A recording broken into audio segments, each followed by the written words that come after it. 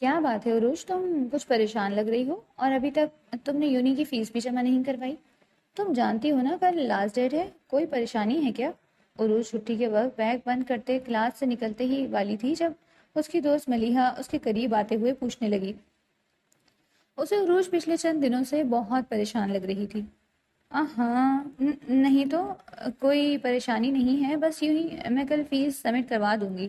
عروج نے چہرے کے تاثرات کو حتی الامکان نارمل کرتے ہوئے کہا۔ Are you sure? عروج کی دوست ملیحہ نے ایک مرتبہ پھر سے اسے جانچتی نظروں سے دیکھتے ہوئے پوچھا۔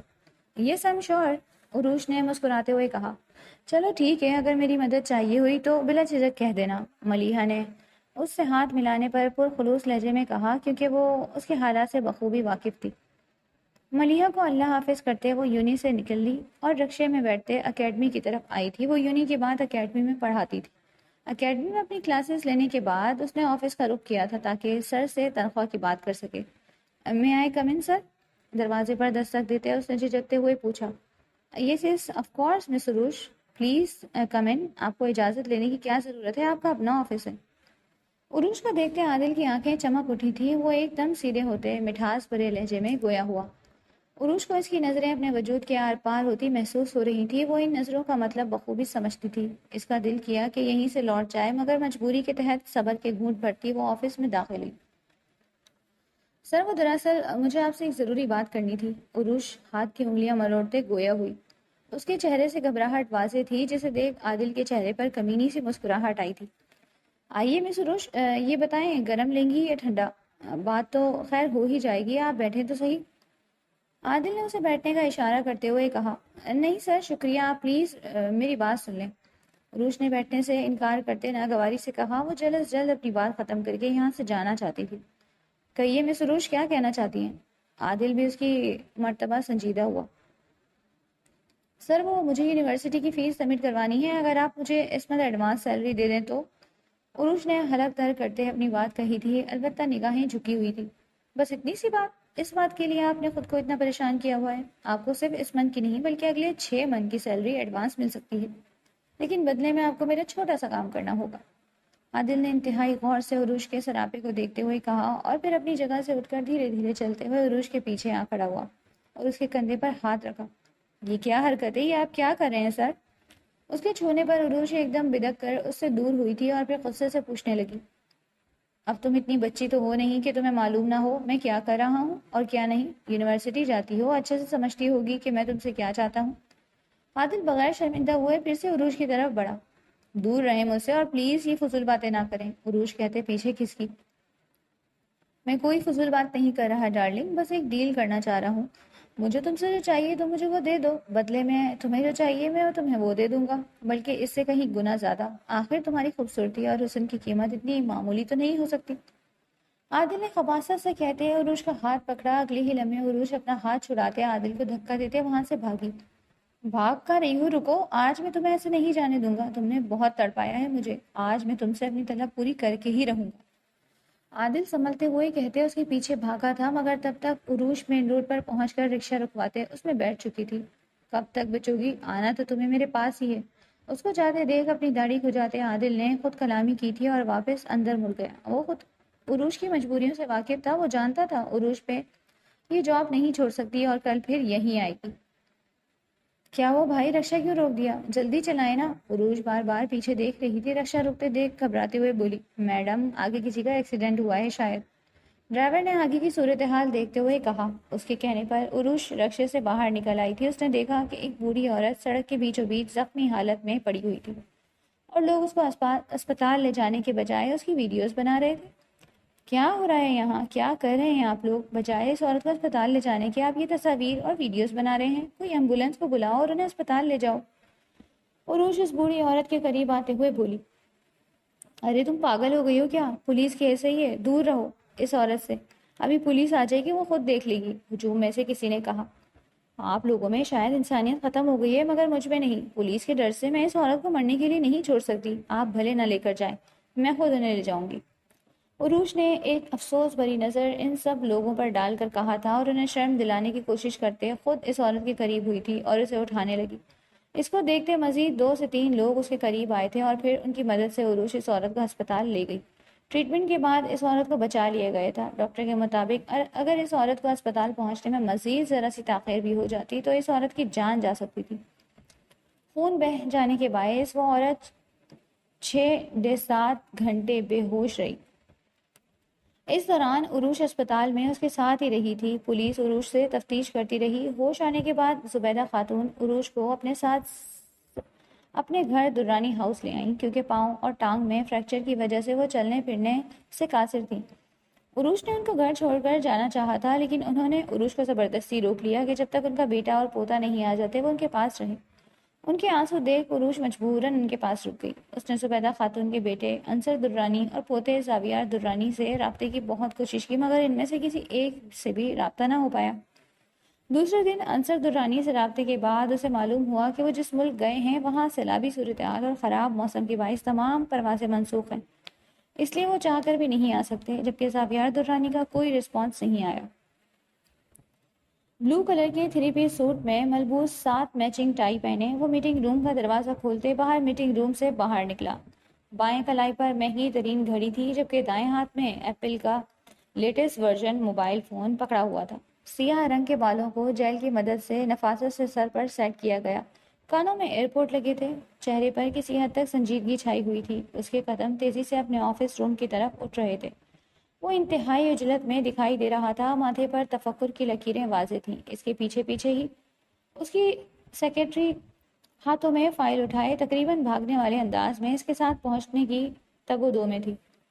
آفس میں پہنچ کر اس نے کوٹ اتارتے سیکرٹری کی طرف اچھالا اور پھر اسے جانے کا اشارہ کرتے خود گلاس وال کے قریب آ کھڑا ہوا۔ موبائل ان لاک کرتے اسکرین پر دیکھا جہاں ڈیڈ اور دادی کے نمبر سے کئی ساری مسڈ کالز تھیں۔ ماتھا مسلتے اس نے سگریٹ سلگائی اور پھر ڈیڈ کے نمبر پر کال ملا دی، جو فوراً ہی اٹھا لی گئی۔ السلام علیکم ڈیڈ، کیا حال ہے؟ خیریت؟ آپ نے اتنی کالز کی؟ زاویار درانی نے سگریٹ کا گہرا کش لیتے دھواں ہوا میں چھوڑتے ہوئے پوچھا۔ وعلیکم السلام، میں ٹھیک ہوں بیٹا، وہ اماں جی کا ایکسیڈنٹ ہو گیا ہے، میں اس لیے تمہیں کالز کر رہا تھا کہ ان کے پاس چلے جاؤ، کیونکہ میں تو برا پھنسا ہوا ہوں، مزید 10 دن تک کوئی بھی فلائٹ نہیں ہے۔ انصر درانی نے اسے اطلاع دینے کے ساتھ ساتھ اپنی مجبوری بھی بتائی تھی، جبکہ زاویار درانی تو دادی کے ایکسیڈنٹ کا سنتے ہی پریشان ہوا تھا۔ یہ کیسے ہوا ڈیڈ؟ دادی ٹھیک تو ہیں؟ وہ پریشانی سے گویا ہوا۔ مجھے تفصیل تو نہیں معلوم، تم خود جاؤ اور جا کر مجھے بھی تفصیل بتاؤ، انصر درانی نے کہا تو زاویار نے ٹھیک ہے کہتے کال کاٹ دی اور دادی کا نمبر ملایا۔ بیل جاتی رہی مگر پہلے 2 کالز پر کسی نے کال ریسیو نہیں کی۔ پریشانی سے ماتھا مسلتے زاویار درانی نے تیسری مرتبہ کال ملائی، جو اٹھا لی گئی۔ ہیلو جی، کون؟ خوبصورت مترنم سی آواز سنتے زاویار نے فون کان سے ہٹا کر دیکھا، نمبر دادی کا ہی تھا۔ پھر دادی کے نمبر سے یہ خوبصورت آواز والی کون بات کر رہی تھی؟ یہ میری دادی کا نمبر ہے، تم بتاؤ کہ تم کون ہو اور میری دادی کا فون تمہارے پاس کیا کر رہا ہے؟ زاویار درانی نے پوچھتے آئی برو اچکائی تھی، جبکہ اس کا تعارف سنتے فون کی دوسری طرف موجود عروش کے ماتھے پر بل پڑے۔ وہ پچھلے 2 دن سے اس بندے کے نمبر پر کالز اور میسیجز کر رہی تھی، مگر مجال ہے جو کسی ایک بھی کال یا میسیج کا جواب دیا ہو۔ اوہ، تو جناب کو یاد آ گیا ہے کہ اس کی ایک عدد دادی بھی ہیں، کہیں بھول کر تو کال نہیں کر دی؟ عروش کا لہجہ نہ چاہتے ہوئے بھی طنزیہ ہوا تھا، جبکہ اس کا طنز سنتے زاویار درانی کو اچانک غصہ آیا۔ اوہ شٹ اپ، دادی کہاں ہیں؟ میری بات کرواؤ ان سے، زاویار درانی نے ناگواری سے کہا۔ وہ سو رہی ہیں، ابھی ٹیبلٹ دی ہے ان کو، آپ 2 گھنٹے بعد کال کریے گا۔ عروش نے ایک نظر سامنے سوئی ہوئی زبیدہ خاتون کو دیکھتے ہوئے کہا۔ ان کی طبیعت کیسی ہے اور ایکسیڈنٹ کیسے ہوا؟ زیادہ سیریس انجریز تو نہیں ہے نا؟ زاویار درانی نے پوچھا۔ اب کی مرتبہ اس کے لہجے میں فکر مندی تھی۔ ایکسیڈنٹ کیسے ہوا اس کا تو مجھے علم نہیں، شاید روڈ کراس کرتے ہوئے گاڑی سے ٹکرا گئی تھی، البتہ انجریز زیادہ سیریس نہیں ہیں۔ عروش نہ چاہتے ہوئے بھی اسے تفصیل بتا گئی تھی۔ ٹھیک ہے، تم دادی کے پاس رہنا اور ان کا خیال رکھنا، میں بھی کل تک آ جاؤں گا، زاویار درانی نے بے تکلفی سے کہا اور کال کاٹ دی۔ فون کان سے ہٹاتے عروش نے گھور کر فون کو دیکھا۔ ہاں، بڑا آیا دادی کا لاڈلا، دادی کا خیال رکھنا، روب تو ایسے جما رہا تھا جیسے میں ان کے چاچے کی بیٹی ہوں، اتنی ہی بے فکر ہے تو خدا کر رکھے نا خیال۔ عروش نے فون ایک سائڈ پر رکھا اور خود ہی بڑبڑانے لگی۔ یہ سب کیا ہے سلمان؟ کیا حالت بنائی ہوئی ہے تم نے؟ ناجیہ بیگم سلمان کے کمرے میں آئی تو کمرے کی بگڑی حالت دیکھ وہ ایک دم سلمان پر بھڑکی تھی۔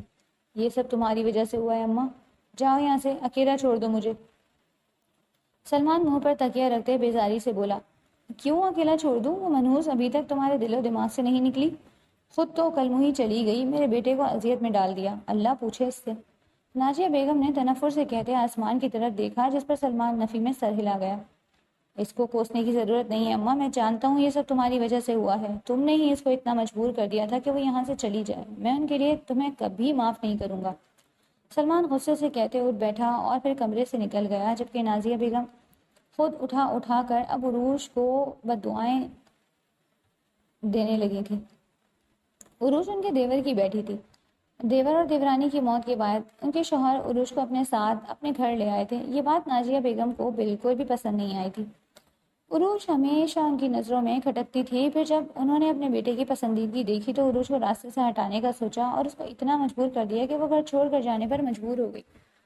نازیہ بیگم نے اس کے جانے پر سکون کا سانس لیا اور یہ بات پھیلا دی کہ عروج گھر سے بھاگ گئی ہے، جبکہ عروج در در دھکے کھانے کے بعد اب ایک یتیم خانے میں رہ رہی تھی۔ وہ فرسٹ ٹائم یونیورسٹی جاتی اور سیکنڈ ٹائم ایک اکیڈمی میں پڑھاتی، جس سے ملنے والی تنخواہ سے وہ اپنے خرچے کا انتظام کرتی تھی، مگر اس روز کے بعد وہ یونیورسٹی گئی اور نہ ہی اکیڈمی۔ 3 دن سے وہ زبیدہ خاتون کے ساتھ ہی تھی اور انتظار میں تھی کہ کب زبیدہ خاتون کی فیملی ممبرز کو گھر آئیں اور کب وہ گھر جائے۔ بات سنو، اس روم کے واش روم کا شاور نہیں چل رہا، تم مجھے کوئی دوسرا روم بتا سکتی ہو کیا جہاں میں شاور لے سکوں؟ زبیدہ خاتون کے کمرے سے باہر آتے عروج نے ملازمہ کو دیکھتے سوال کیا تھا۔ زبیدہ خاتون کے کمرے کا شاور واقعی خراب تھا۔ جی بی بی جی، شاور تو سارے کمروں میں ہی ہے، لیکن گیزر صرف 3 کمروں میں ہے، آپ ایسا کریں اس روم میں چلی جائیں۔ ملازمہ نے کہتے ایک روم کی طرف اشارہ کیا تھا۔ عروج سر اس بات میں ہلاتے اس کمرے کی جانب بڑھ گئی، یہ جانے بغیر کہ وہ کمرہ زاویار درانی کا تھا۔ واو، اٹس امیزنگ! دروازہ کھول کر اندر داخل ہوتے اس کے منہ سے بے ساختہ نکلا تھا۔ کمرہ بے حد خوبصورت تھا اور انتہائی سلیقے سے سیٹ کیا گیا، ہر ایک چیز قابل ستائش تھی۔ وہ متاثر ہوئے بغیر نہ رہ سکی۔ کچھ دیر کمرے کے کونے کونے کا جائزہ لینے کے بعد وہ واش روم میں داخل ہوئی۔ شاور لینے کے بعد اسے اندازہ ہوا کہ کمرہ دیکھنے کے چکر میں وہ اپنے کپڑے کمرے میں ہی بھول آئی۔ اب کیا کروں، کیسے جاؤں باہر؟ ہاتھوں کی انگلیاں مروڑتے وہ سوچنے لگی تھی، تبھی اسے کمرے کا دروازہ کھلنے کی آواز آئی۔ عروج نے شکر کا سانس لیا۔ زلیخا، شکر ہے تم آ گئی، مجھے میرے کپڑے دے دو پلیز، وہ بیڈ پر رکھے ہیں۔ عروج نے اندر سے ہانک لگائی تھی، جبکہ اپنے کمرے میں داخل ہوتا زاویار درانی ٹھٹک کر رکا۔ اس نے آنکھیں چھوٹی کرتے بیڈ پر پڑے کپڑوں کو دیکھا اور پھر ایک نظر واش روم کے بند دروازے کو۔ ایک پل لگا تھا اس کے تاثرات بدلنے میں۔ اس کے ماتھے پر بے شمار بل نمایاں ہوئے تھے، غصے سے کنپٹی کی رگیں ابھر آئیں۔ اسے اپنے کمرے میں کسی کا داخلہ پسند نہیں تھا اور یہاں ایک لڑکی اس کی واش روم تک جا پہنچی۔ زلیخا، سو گئی ہو کیا؟ دے بھی دو کپڑے، مجھے ٹھنڈ لگ رہی ہے اب۔ باہر سے کوئی جواب نہ آنے پر عروج پھر سے بولی، جب یہ زاویار بیڈ کی طرف بڑھا اور کپڑے اٹھاتے واش روم کی طرف گیا۔ دروازے پر ہلکی سی دستک دی تو دروازہ کھل گیا۔ زاویار نے کپڑوں والا ہاتھ آگے کیا تو عروج نے فوراً سے کپڑے تھامے۔ شکر ہے کہ تم آ گئی، ورنہ نہ جانے میں کب تک یہیں بن رہتی۔ تم ایسا کرو کہ گرما گرم چائے بنا کر آنٹی کے کمرے میں لے جاؤ، میں بھی وہیں آتی، عروج نے کہا اور دروازہ بند کرنا چاہا جب زاویار نے دروازے کے بیچ اپنا پیر پھنسا دیا۔ مردانہ جوتا دیکھتے ہی عروج کی سیٹی گم ہوئی تھی اور چہرے پر تاریک سایہ لہرایا۔ کون ہو تم؟ عروج خوفزدہ لہجے میں بولی۔ یہ تو تم بتاؤ گے کہ تم کون ہو اور کس کی اجازت سے میرے کمرے، ایون کہ میرے واش روم میں گھسی ہو؟ زاویار درانی نے ایک لفظ چبا چبا کر کہا تھا۔ تمہارا کمرہ، تمہارا واش روم، تم آنٹی کے پوتے ہو؟ مجھے چینج کر کے آنے دو، پھر میں بتاتی ہوں کہ تمہارے واش روم میں کیوں آئی۔ عروج نے تیزی سے کہتے دروازے پر دباؤ دیا، مگر دروازہ بند کرنے میں ناکام رہی۔ مجھے کچھ نہیں سننا، میرے واش روم سے ابھی کے ابھی نکلو، زاویار نے غصے سے کہا۔ ایسے کیسے نکل سکتی ہوں میں؟ 5 منٹ تو دو، عروج اپنی حالت دیکھتے مارے صدمے کے بولی۔ 5 سیکنڈ بھی نہیں، یہ بات تمہیں میرے واش روم سے گھسنے سے پہلے سوچنی چاہیے تھی۔ باہر نکلو نہیں تو میں اندر آ جاؤں گا۔ زاویار نے اب کی مرتبہ دھمکی لگائی تھی، غصہ ایک طرف، مگر اب اس لڑکی کی حالت سوچ وہ حزب اٹھا رہا تھا۔ تم بے شرم انسان، تم ایسا سوچ بھی کیسے سکتے ہو؟ عروج شرم سے سر تا پیر سرخ پڑی تھی اور پھر زاویار کے جوتے اپنا پیر مارا تھا۔ زاویار درانی نے اپنا پیر پیچھے کھینچا، اگلے ہی لمحے عروج جھٹ سے دروازہ بند کرتے لاک لگا چکی تھی۔ ایڈیٹ، بدتمیز لڑکی، تم باہر آؤ ایک مرتبہ، میں تمہیں چھوڑوں گا نہیں۔ اپنا پیر جھٹکتے زاویار درانی غصے سے دھاڑا۔ اس کی دھاڑ سنتے عروج جی جان سے کانپ اٹھی۔ اس نے آس بھری نظروں سے واش روم کی چاروں دیواروں کو دیکھا کہ کہیں سے باہر نکلنے کا کوئی راستہ ہو۔ وہ اس انسان کا سامنا نہیں کرنا چاہتی تھی، لیکن اس کی نظریں مایوس ہو کر لوٹ آئیں۔ ایک گہری سانس لیتے اس نے خود کو اس جلاد کا سامنا کرنے کے لیے تیار کیا اور دروازے کی جانب بڑھی۔ اب یہاں واش روم میں بند تو نہیں رہ سکتی تھی۔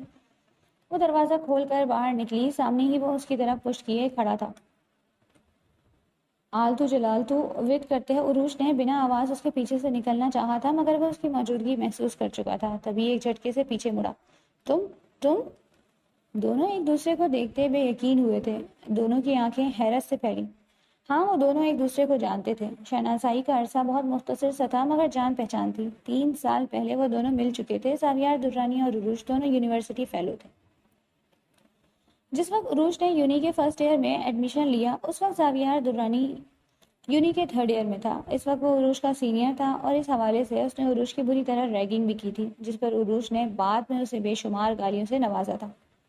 تم میرے گھر میں میرے واش روم میں کیا کر رہی ہو؟ اپنی حیرت پر قابو پاتے زاویار درانی غصے سے بولا۔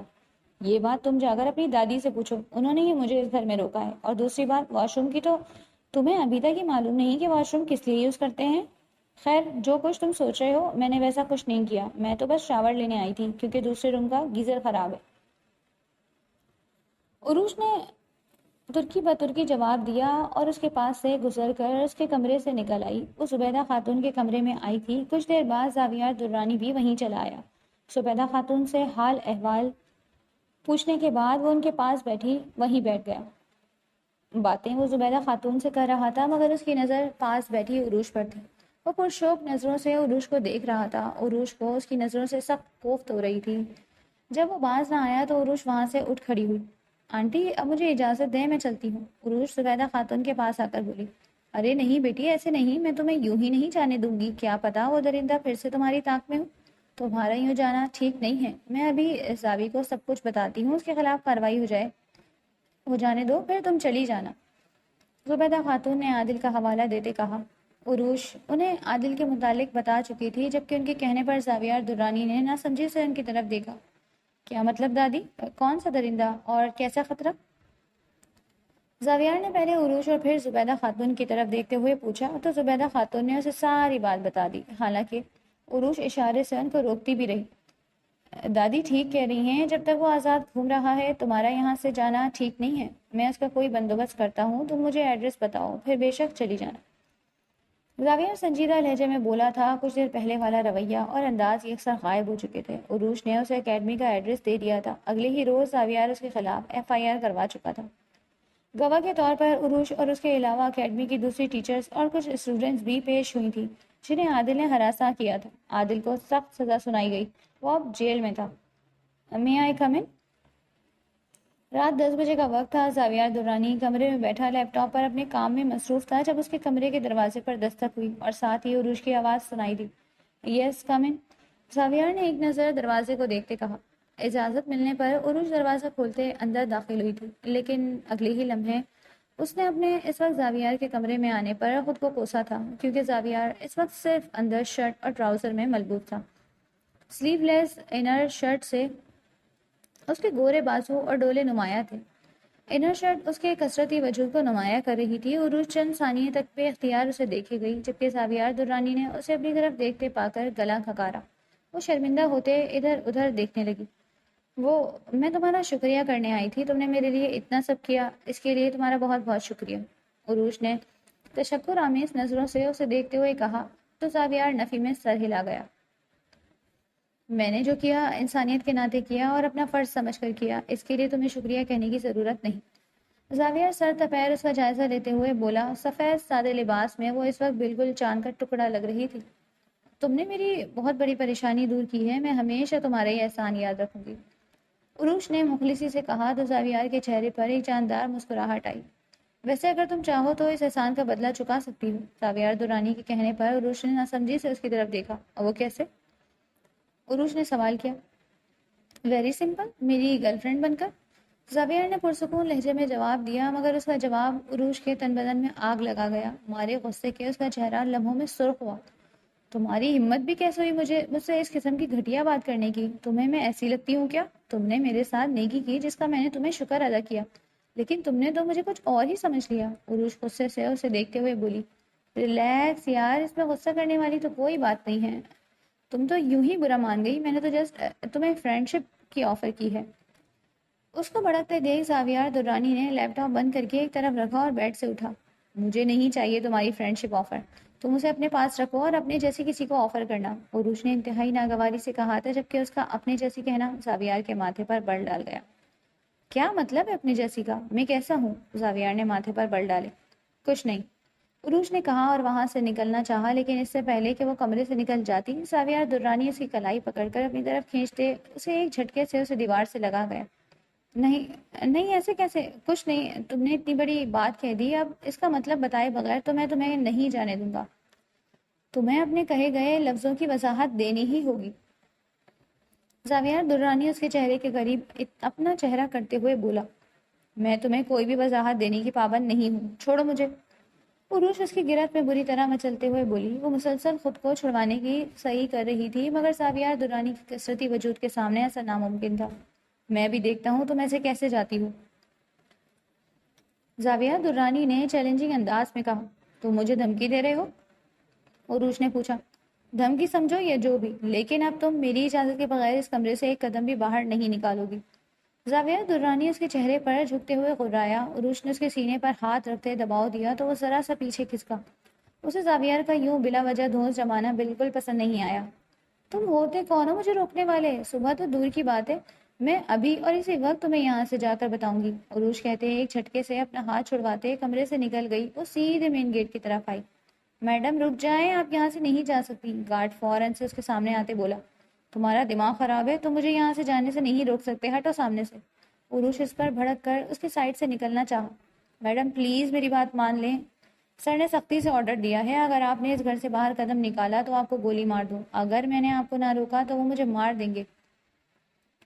گارڈ کے کہنے پر عروج کے آگے بڑھتے قدم ایک دم سے رکے۔ بے ساختہ اس نے اوپر کی جانب دیکھا جہاں کھڑکی کے پاس کھڑا زاویار درانی فاتحانہ نظروں سے اسی کی جانب دیکھ رہا تھا۔ عروج کے دیکھنے پر اس نے ایک فلائنگ کس عروج کی طرف اچھالی تھی، جس پر عروج پیر پٹکتے واپس اندر کی جانب مڑ گئی۔ اسے اپنی جان کی پرواہ نہیں تھی، مگر وہ نہیں چاہتی تھی کہ اس کی وجہ سے کسی اور کو کوئی نقصان ہو۔ زاویار درانی اس کو واپس مڑتے دیکھ کھڑکی سے پلٹ گیا تھا۔ وہ شاندار پرسنالٹی کا وجیہہ مرد تھا اور بہت ہینڈسم تھا۔ کالج اور یونی کے آدھے سے زیادہ لڑکیاں اس پر فدا تھیں۔ لڑکیاں اسے دوستی کرنے پر فخر محسوس کرتی تھیں اور اس کے سامنے بچھی بچھی جاتی تھیں۔ لڑکیاں لٹو کی طرح ہمیشہ اس کے آگے پیچھے گھومتی رہتی تھی اور زاویار افندی ان کے ساتھ فلرٹ کر کے خوش ہوتا تھا۔ اس کی طبیعت شروع سے ہی فلرٹی تھی۔ آج تک کوئی بھی لڑکی ایسی نہیں تھی جو اس سے متاثر ہوئے بغیر رہ سکی ہو، مگر آج عروج کا انکار اسے اپنی انا پر ضرب کی طرح لگا تھا۔ وہ یہ چیز برداشت ہی نہ کر پایا تھا کہ کوئی لڑکی اس سے بھی ٹھکرا سکتی ہے، لڑکی بھی وہ جو عروج جیسی معمولی تھی۔ وہ عروج کو سبق سکھانے کا فیصلہ کر چکا تھا۔ اس بات کو 2 دن گزر گئے تھے۔ عروج اس گھر سے نکلنے کے لیے بری طرح پر تول رہی تھی، مگر اسے کوئی موقع نہ مل رہا تھا۔ وہ دوبارہ زاویار درانی کے سامنے بھی نہ گئی، نہ ہی وہ اس کے سامنے آیا تھا، مگر وہ اس پر کڑی نظر رکھ رہا تھا۔ عروج ان 2 دنوں میں متعدد مرتبہ اس گھر سے نکلنے کی کوشش کر چکی تھی، مگر ہر مرتبہ اسے ناکامی ہی ہوئی تھی۔ ابھی بھی وہ گیٹ سے واپس آئی تھی اور کمرے میں آ کر جل بھن رہی تھی۔ سمجھتا کیا ہے خود کو؟ مجھے یوں قید کر لے گا؟ ہرگز نہیں، میں ہر حال میں یہاں سے جا کر رہوں گی۔ وہ بے چینی سے پورے کمرے میں چکر کاٹتی خود سے کہہ رہی تھی۔ اچانک اس کے ذہن میں ایک آئیڈیا آیا۔ اپنے کمرے سے نکلتی وہ زبیدہ خاتون کے کمرے میں آئی اور وہاں سے ایک پرچی لیے مین گیٹ کی طرف لپکی۔ چہرے پر اس نے حواس باختہ تاثرات سجا لیے تھے۔ بھیا پلیز یہ دوائی لا کر دیں، آنٹی کی طبیعت بہت خراب ہو رہی ہے، وہ گارڈ کی طرف پرچی پڑھاتے روحان سے لہجے میں انتہائی فکر مندی سے بولی۔ کیا وہ ہونے، میں ابھی سر کو کال کرتا ہوں۔ عروج کے چہرے کی اڑی رنگت دیکھتے گارڈ فوراً سے پہلے فون نکال گیا۔ ارے میں نے سر کو کال کر دی ہے، وہ میٹنگ کے لیے گئے ہیں، انہیں آنے میں گھنٹہ لگ جائے گا، انہوں نے ہی کہا ہے کہ آپ کو بھیج کر یہ میڈیسن منگوا لو، آپ جلدی کریں اور جلدی سے مجھے لا کر دیں، خدا نہ خواستہ انہیں کچھ ہو ہی نہ جائے۔ عروج جتنی پریشانی اپنے چہرے پر سجا سکتی تھی اتنی اس نے سجائی۔ اپنی باتوں سے اس نے گارڈ کو بھی پریشان کر دیا۔ گارڈ اس کے ہاتھ سے پرچی لیتا باہر نکلا۔ اس کے باہر جانے پر عروج نے شکر کا سانس لیا۔ وہ ادھر ادھر دیکھنے گھر کا دروازہ عبور کر گئی تھی۔ عروج کہاں تھی تم؟ اتنے دنوں سے نہ کوئی رابطہ نہ کوئی اطلاع، میں تو اب پولیس کمپلین کرنے والی تھی، شکر ہے تم آ گئی۔ عروج جو ہی یتیم خانے پہنچی اس کی اونر عروج کے پاس آتے ہوئے بولی۔ جواباً عروج نے انہیں ساری بات بتا دی سوائے زاویار کے رویے والی بات کے۔ کچھ دیر مزید ادھر ادھر کی بات کرنے کے بعد عروش اپنے کمرے میں آ گئی۔ کھانا کھانے کے بعد وہ جلدی سونے کے لیے لیٹ گئی کیونکہ اگلے دن یونیورسٹی بھی جانا تھا۔ کافی دن سے وہ یونیورسٹی نہیں جا سکی۔ یونیورسٹی کا خیال آتے ہی اسے فیس کی فکر بھی ستانی تھی۔ فیس کی آخری تاریخ گزر چکی تھی، اب فیس کے ساتھ لیٹ فیس بھی جمع کروانی پڑتی، مگر اس کے پاس تو فیس تک کے پیسے نہیں تھے، لیٹ فیس کے کہاں سے لاتی؟ اسی پریشانی میں اس نے رات آنکھوں میں جا کر ہی گزار دی تھی۔ اس نے سوچ لیا تھا کہ فیس کا کوئی انتظام کر لے گی اور ساتھ ہی ساتھ کل ہی کل کوئی نئی نوکری بھی ڈھونڈے گی۔ یار ملیحہ، مجھے سمجھ نہیں آ رہا کہ میں کیسے تمہارا شکریہ ادا کروں۔ تم نے مجھ پر بہت بڑا احسان کیا ہے۔ یقین رکھو، مجھے جیسے ہی جاب ملتی ہے میں سب سے پہلے تمہارے پیسے ادا کروں گی۔ عروج نے ملیحہ کا ہاتھ اپنے ہاتھ میں لیتے تشکر آمیز نظروں سے اسے دیکھتے ہوئے کہا۔ یونیورسٹی آ کر ہی اسے معلوم ہوا تھا کہ اس کی فیس جمع ہو چکی ہے۔ اس کی فیس ملیحہ نے ہی جمع کروائی تھی۔ کوئی بات نہیں عروج، پریشانی کی کوئی بات نہیں ہے، جب تم ایزی ہوئی تب واپس کر دینا، ملیحہ نے کہا تو عروج ایک مرتبہ پھر سے اس کی شکر گزار ہوئی۔ تم بہت اچھی ہو ملیحہ، خدا تم جیسی دوست ہر کسی کو دے، بس دعا کرو مجھے جلدی سے کوئی اچھی جاب مل جائے۔ انشاءاللہ اللہ بہتر کرے گا، عروج کے کہنے پر ملیحہ نے کہا تھا۔ دونوں کچھ دیر پیپرز کے بارے میں بات کرتی رہیں اور پھر کلاس کا وقت ہونے پر اٹھ کر کلاس میں چلی گئی تھی۔ چھٹی کے بعد عروج واپسی پر ایک دو پارلر بھی اور ایک دو اسکولوں میں بھی گئی تھی جو سیکنڈ ٹائم کھلتے تھے۔ اس نے وہاں اپنی سی وی جمع کروائی۔ اس نے ہی اسے 2-3 دن میں بتانے کا کہا تھا، اب یہ 2 سے 3 دن اسے انتظار کرنا ہی تھا۔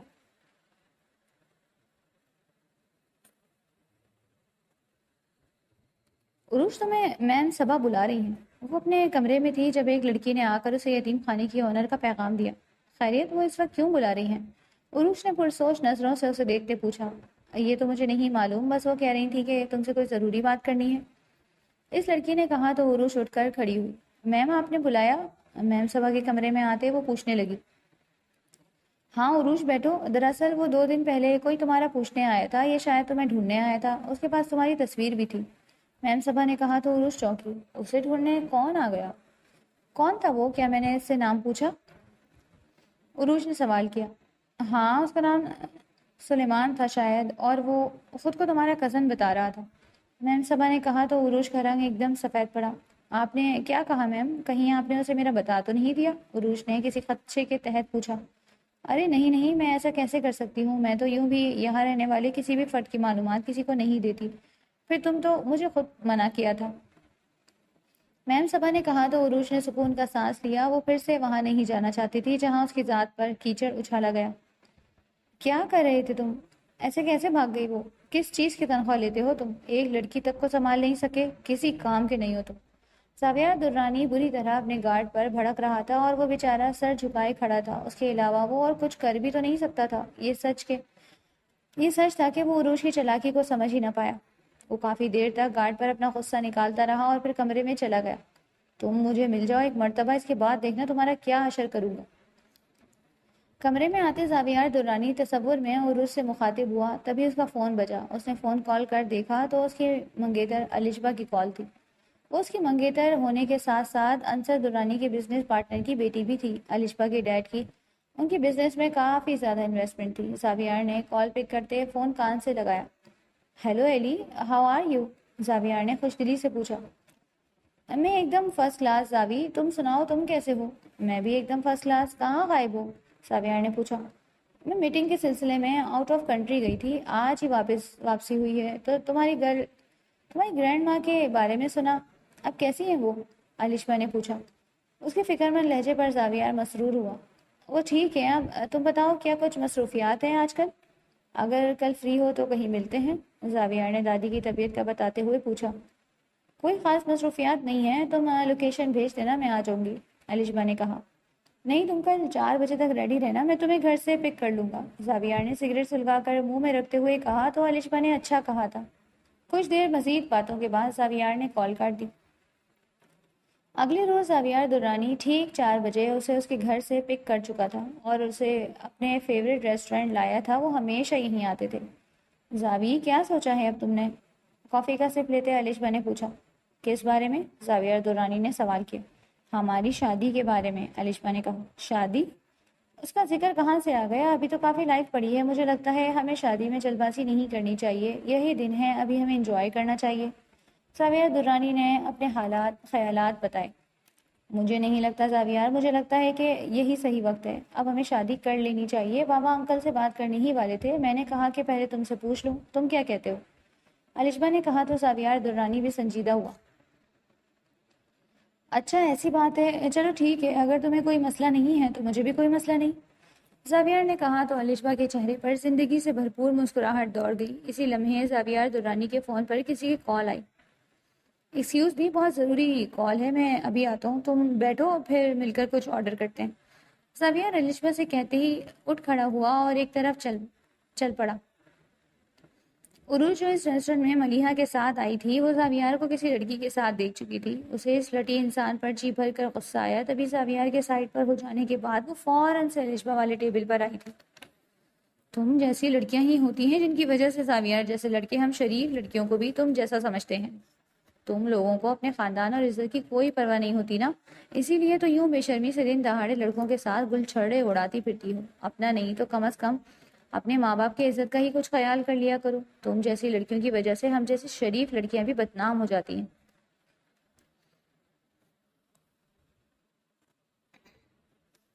عروج الشبا کو دیکھتے بنا سوچے سمجھے بولے گئی تھی. وہ نہیں جانتی تھی کہ الشبا زاویار کی منگیتر ہے. اسے تو یہ لگا تھا کہ زاویار ہمیشہ کی طرح کسی لڑکی کے ساتھ فلرٹ کر رہا ہے. اتنی بے عزتی سن کر الشبا کا چہرہ مارے غصے کے لال ہو گیا. او شٹ اپ، تم ہوتی کون ہو مجھے شرم کا پارٹ پڑھانے والی؟ میں لڑکوں کے ساتھ پھروں، دن دہاڑے پھروں یا رات کو، تمہیں اس سے کیا لینا دینا؟ الشبا بھی جواباً بری طرح سے عروج پر بھڑکی.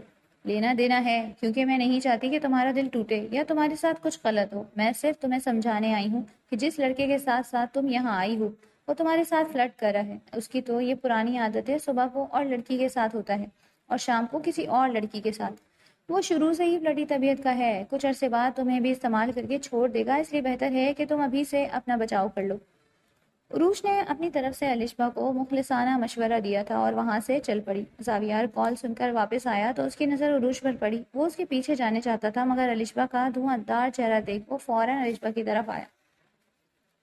کیا ہوا الشبا، سب ٹھیک ہے؟ زاویار الشبا کے چہرے کی طرف دیکھتے ہوئے بولا.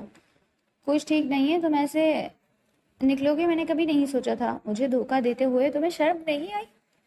الشبا غصے سے گویا ہوئی. یہ کیا کہہ رہی ہو تم؟ کیسا دھوکہ ہوا کیا ہے؟ ضرور تمہیں کوئی غلط فہمی ہوئی ہے. زاویار اس کے قریب آتا ہوا بولا.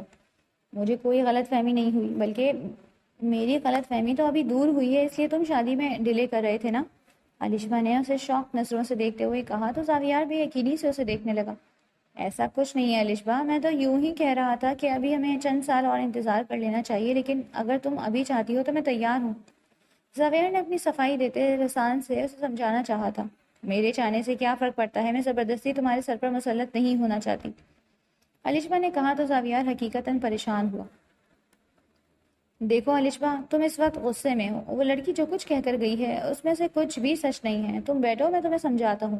تمہاری غلط فہمی ابھی دور ہو جائے گی. زاویار نے کہتے الشبا کا ہاتھ پکڑ کر اسے بٹھانا چاہا جب الشبا نے ایک جھٹکے سے اپنا ہاتھ چھڑوا لیا. مجھے کچھ نہیں سننا، نہ ہی کچھ سمجھنا ہے. مجھے کوئی غلط فہمی نہیں ہوئی، بلکہ میری غلط فہمی تو ابھی دور ہوئی ہے. یہ رکھو اپنی انگوٹھی اپنے پاس. مجھے تم سے کوئی شادی نہیں کرنی. تم جیسے انسان کو میں کبھی بھی اپنی زندگی میں قبول نہیں کروں گی.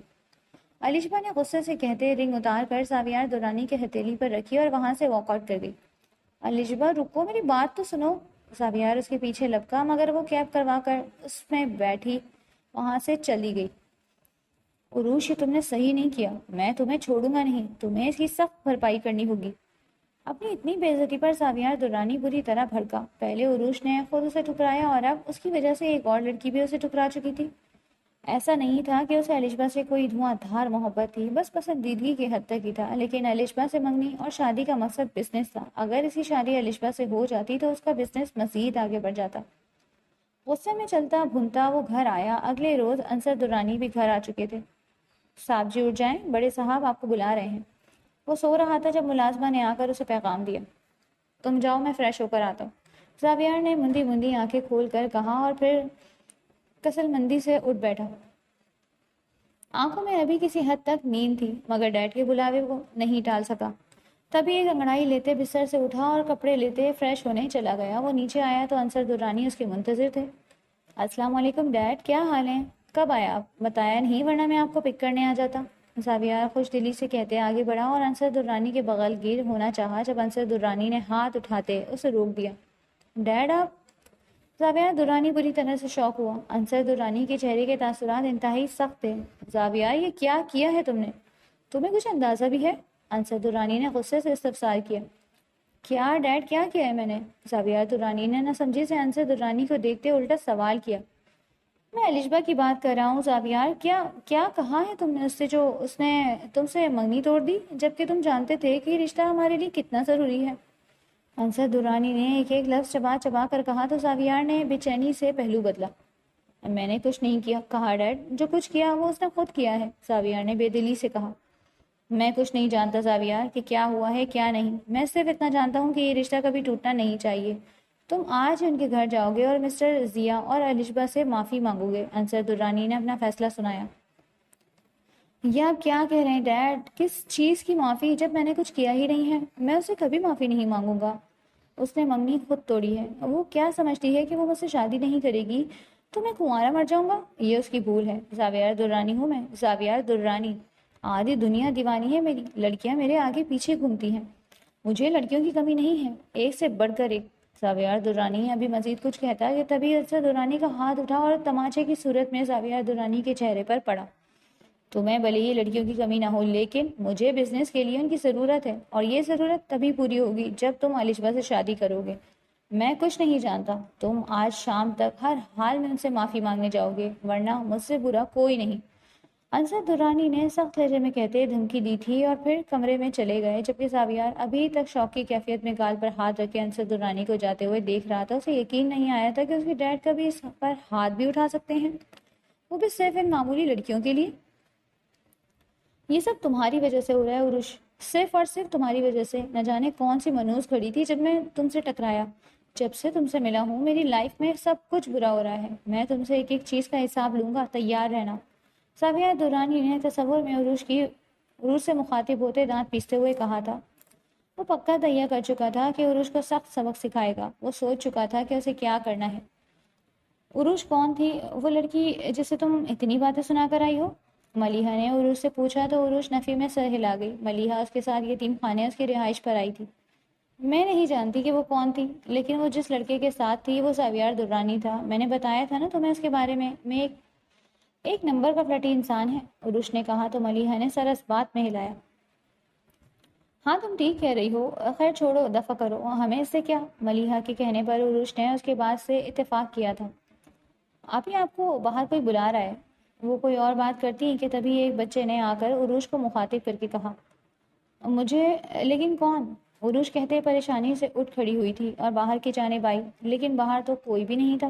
چاروں طرف دیکھتے آخر عروش واپس پلٹنے ہی والی تھی کہ تبھی پیچھے سے کسی نے اس کی ناک پر رومال رکھتے اسے دبوچا۔ چند سیکنڈ کا کھیل تھا اور عروش حواس کھوتے بے ہوش ہوتی مقابل کی باہوں میں جھول گئی۔